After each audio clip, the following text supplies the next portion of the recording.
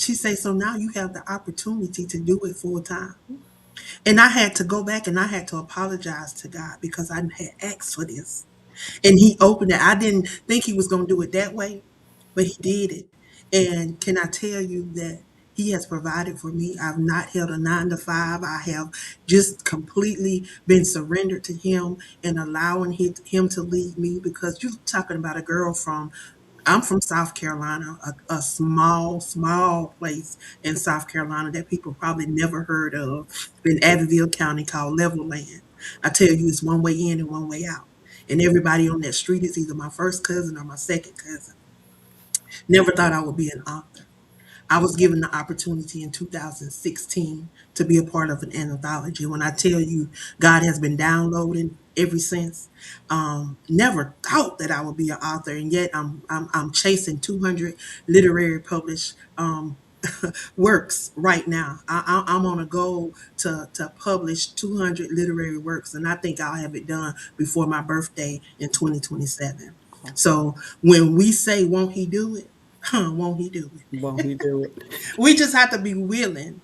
So I can say we have that in common. I see we definitely are believers, and we definitely are someone that has faith and trust in the one that created us. You know, I often tell people that a lot of people will say, "Well, he would never put more on you than he can that you can bear." But guess what? He already know what you can bear because he have given us gifts and talents so that we can make room for ourselves throughout this world.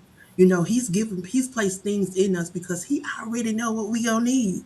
And that's what I keep telling people. He knows what we gonna need. So it's not about putting more on us than we can bear because he would never do that.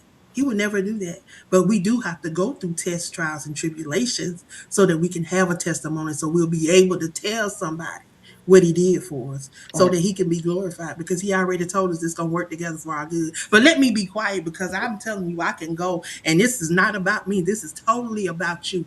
So on this journey in writing, when you first published your first literary work, what was that like?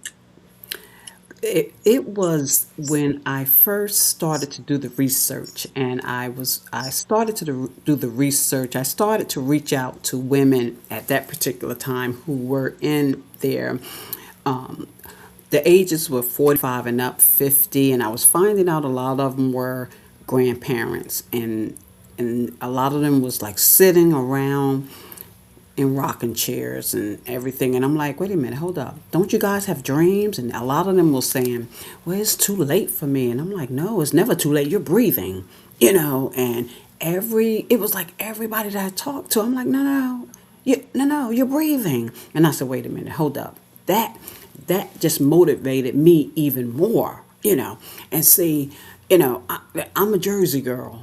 So, the passion and the fire in me was like, hold up.